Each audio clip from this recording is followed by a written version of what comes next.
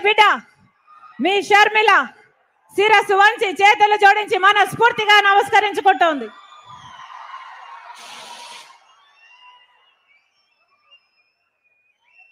నేను రాజశేఖర రెడ్డి బిడ్డను.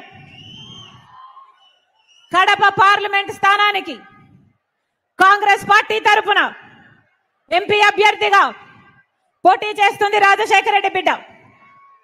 మీ అందరి ఆశీర్వాదంతో పాటు మీ ప్రేమను, మీ ఓటును, మీ అభిమానాన్ని మీ రాజశేఖర రెడ్డి బిడ్డ మీద ఉంచాలని శిరస్సు వంచి చేతులు జోడించి మనస్ఫూర్తిగా ప్రార్థిస్తుంది రాజశేఖర రెడ్డి బిడ్డ.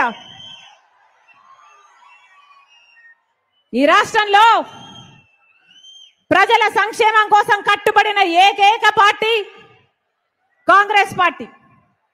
10 సంవత్సరాలైంది కాంగ్రెస్ పార్టీ రాష్ట్ర విభజన జరిగి.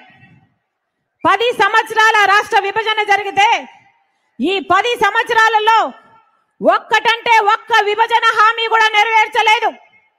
ఇప్పుడున్న పాలక పక్షమైన ప్రతిపక్షమైన బీజేపీ పార్టీ అయినా, ఏ బీజేపీ పార్టీ అయితే 10 సంవత్సరాలుగా ఆంధ్ర రాష్ట్రానికి వెన్నుపోటు పొడుస్తూనే ఉందో అదే బీజేపీ పార్టీకి పొత్తు పెట్టుకున్నాడు చంద్రబాబు గారు. అదే బీజేపీ పార్టీతో తొత్తయ్యాడు జగన్మోహన్ రెడ్డి గారు. వాస్తవం కాదా? ప్రత్యేక హోదా వచ్చిందా? పోలవరం ప్రాజెక్ట్ వచ్చిందా?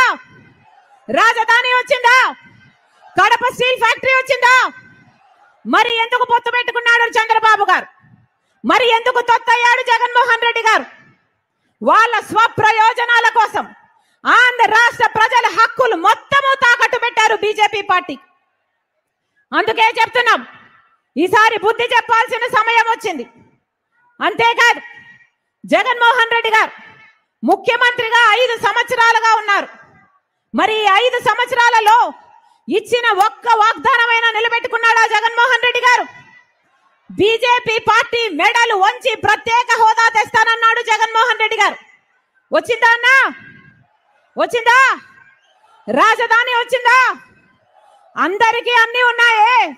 హైదరాబాద్ ఉంది, చెన్నై ఉంది, బెంగళూరు ఉంది. మనకేముందన్నా? మనకేముంది?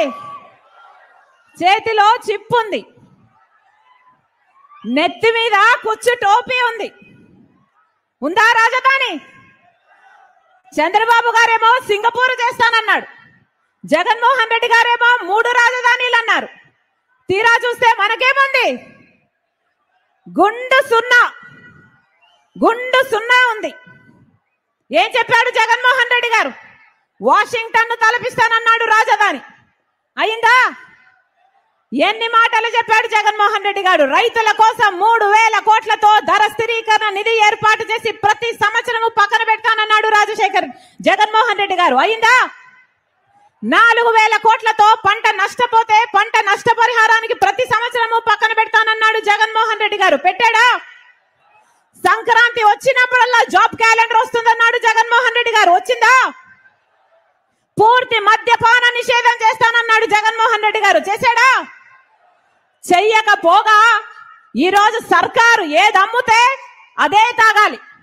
ప్రపంచంలో ఎక్కడా లేనివి ఇక్కడ అమ్ముతున్నారు.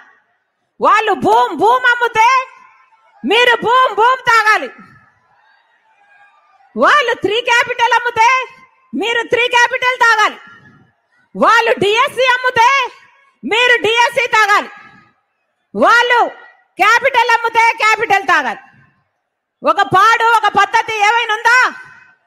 మొత్తం ఎక్కడ చూసినా mafia, land mafia, sand mafia, liquor mafia. అన్ని సరిపోవు అన్నట్టు హత్య చేసిన వాళ్ళను పక్కన పెట్టుకొని తిరుగుతున్నాడు జగన్మోహన్ రెడ్డి గారు. సొంత చిన్నానను గొడ్డలితో 7 సార్లు హత్య చేసి నరికి చంపించారు అని సిబిఐ ఆరోపిస్తున్న అవినాష్ రెడ్డి గారిని 5 సంవత్సరాలు కాపాడమే కాకుండా మళ్ళీ అదే అవినాష్ రెడ్డి గారికి టికెట్ ఇచ్చాడు జగన్మోహన్ రెడ్డి గారు. న్యాయమేనా? వివేకానంద రెడ్డి గారు కడప జిల్లా నాయకుడు, రాజశేఖర రెడ్డి గారి తమ్ముడు. అలాంటిది అంత పెద్ద మనిషిని చంపితే ఈ రోజు వరకు న్యాయం జరగలేదు. అందుకే రాజశేఖర రెడ్డి బిడ్డ జగన్మోహన్ రెడ్డి గారికి ఎదురు నిలబడింది. ఇదే జగన్మోహన్ రెడ్డి గారు చెప్పిన ప్రతి మాట నమ్మింది రాజశేఖర రెడ్డి బిడ్డ.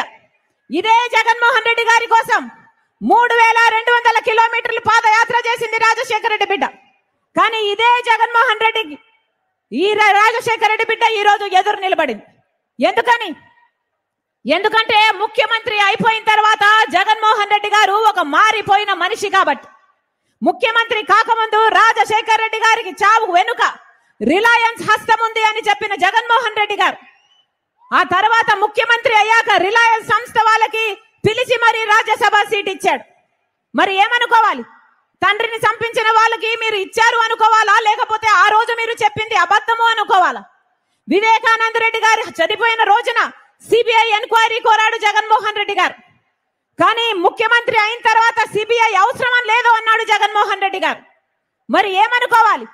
ఎప్పుడు ఏది వీలైతే ఆ మాట మారుస్తుంటే జగన్మోహన్ రెడ్డి గారు రాజశేఖర రెడ్డి గారి ఆశయాలను నిలబెట్టిన వాడు ఎలా అవుతాడు? పదే పదే జగన్మోహన్ రెడ్డి గారు చెప్తున్న మాట, కాంగ్రెస్ పార్టీ రాజశేఖర రెడ్డి గారి పేరును సిబిఐ ఎంక్వైరీలో చార్జ్ షీట్ లో చేర్చింది అని మళ్ళీ చెప్తున్నాం. జగన్మోహన్ రెడ్డి గారు రాజశేఖర రెడ్డి గారి పేరును సిబిఐ చార్జ్ షీట్ లో చేర్చింది కాంగ్రెస్ పార్టీ కాదు, స్వయానా జగన్మోహన్ రెడ్డి గారు. ఇదే జగన్మోహన్ రెడ్డి గారు పొనుగోలు సుధాకర్ ద్వారా రాజశేఖర రెడ్డి గారి పేరుని చార్జ్ షీట్లో చేయించాలి అని 3 కోట్లకు వెళ్లారు. ఎందుకంటే రాజశేఖర రెడ్డి గారి పేరు లేకపోతే జగన్మోహన్ రెడ్డి గారు ఈ కేసులో నుంచి బయటపడడం అసాధ్యం కాబట్టి. అదే పొనుగోలు సుధాకర్ రెడ్డికి ముఖ్యమంత్రి అయిన 6 రోజుల్లోనే జగన్మోహన్ రెడ్డి గారు ఏఏజీ పదవిని కూడా ఇచ్చారు. ఎందుకు అని అడుగుతున్నాం.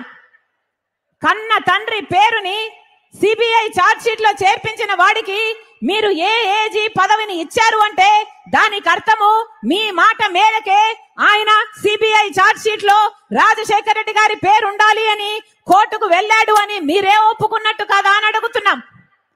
ఈరోజు జగన్మోహన్ రెడ్డి గారు ఉన్నవి లేనట్టుగా లేని ఉన్నట్టుగా ఊసరవల్లిలాగా మరి ఏదంటే అది మాట్లాడుతున్నారు. ఎందుకు అని అడుగుతున్నాం. రాజకీయాల కోసం ఇంత దిగజారడం అవసరమా అని అడుగుతున్నాం. ఏం చేశారు జగన్మోహన్ రెడ్డి గారు? సొంత చిన్నాన, ఆఖరికి సొంత చిన్నాన చచ్చిపోతే తండ్రి తర్వాత తండ్రంతటి వాడు ఈ రోజుటి వరకు న్యాయం జరగనివ్వలేదు జగన్మోహన్ రెడ్డి గారు. అన్నా, నేను రాజశేఖర రెడ్డి బిడ్డను, పులి కడుపున పులే పుడుతుంది, దేనికి భయపడేది కాదు రాజశేఖర రెడ్డి బిడ్డ. అలాగని అన్యాయం జరుగుతుంటే చూస్తూ ఊరుకునేది కూడా కాదు రాజశేఖర రెడ్డి బిడ్డ. ఈ రోజు అన్యాయం జరుగుతుంది కాబట్టి రాజశేఖర రెడ్డి బిడ్డ ఎదురు నిలబడింది. అన్నా, ఈరోజు రాజశేఖర రెడ్డి బిడ్డ ఒకవైపు ఉంటే వివేకానంద రెడ్డి గారిని హత్య చేయించిన అవినాష్ రెడ్డి గారు ఇంకో వైపు ఉన్నారు. ఒకవైపు న్యాయం ఉంది, ఒకవైపు నేరం ఉంది, ఒకవైపు ధర్మం ఉంది, ఇంకోవైపు డబ్బు అధికారం ఉంది. అన్నా మీరు ఏ వైపు? అన్నా మీరు ఏ వైపు? అన్నా మీరు ఏ వైపు? అన్నా మీరు ఏ వైపు? ప్రపంచం అంతా చూస్తుంది. కడప ప్రజలు న్యాయం వైపు నిలబడతారా, నేరం వైపు నిలబడతారా అని. కడప ప్రజలు న్యాయాన్ని గెలిపిస్తారా, నేరాన్ని గెలిపిస్తారా అని మన దేశం కాదు ప్రపంచం మొత్తము చూస్తుంది. అందుకే ఈసారి ఎన్నికల్లో బుద్ధి చెప్పాల్సిన వాళ్ళకు బుద్ధి చెప్పండి, న్యాయం చేయాల్సిన వాళ్ళకు న్యాయం చేయాలని మీ రాజశేఖర రెడ్డి బిడ్డ ఇక్కడికి వచ్చిన ప్రతి అన్నను, ప్రతి తమ్ముణ్ణి, ప్రతి అక్కను, ప్రతి చెల్లిని శిరస్సు వంచి చేతులు జోడించి మనస్ఫూర్తిగా ప్రార్థిస్తుంది. మీకు మాటిస్తున్నా మీ ఎంపీ అభ్యర్థిగా నన్ను గెలిపించండి. ఈ రాజశేఖర రెడ్డి బిడ్డ మీ బిడ్డ అవుతుంది, మీ బలం అవుతుంది, మీ బాధ్యతను తన భుజాన వేసుకుంటుంది, మీ గొంతు అవుతుంది, మీకోసం కొట్లాడుతుంది. అవసరమైతే ఇక్కడ కొట్లాడుతుంది, లేదంటే ఢిల్లీ పార్లమెంటులోనైనా కొట్లాడుతుంది. మీరు ఆశీర్వదించండి. ఈ రాజశేఖర రెడ్డి బిడ్డ మీకు మాటిస్తుంది. ఈ గడ్డ మీదనే బతుకుతుంది రాజశేఖర రెడ్డి బిడ్డ. మీ ఎంపీగా మీతోనే కలిసి బతుకుతుంది. ఈ గడ్డ బిడ్డలకే తన జీవితాన్ని అంకితం చేస్తుంది. మరొక్కసారి వేదిక మీద ఉన్న రాహుల్ గాంధీ గారికి, వేదిక మీద ఉన్న డిఎస్ఏ గారికి, డికేఎస్ గారికి రాజశేఖర రెడ్డి బిడ్డ మనస్ఫూర్తిగా ఆహ్వానం పలుకుతూ మమ్మల్ని చూడటానికి, మీ అందరినీ నా కోసం ఆశీర్వాదం అడగడానికి అదే పనిగా వచ్చారు. మరొకసారి వారికి మనస్ఫూర్తిగా కృతజ్ఞతలు తెలుపుకుంటూ వచ్చిన మీ అందరికీ కూడా రాజశేఖర రెడ్డి గారు మనస్ఫూర్తిగా, రాజశేఖర రెడ్డి బిడ్డ మనస్ఫూర్తిగా కృతజ్ఞతలు తెలుపుకుంటూ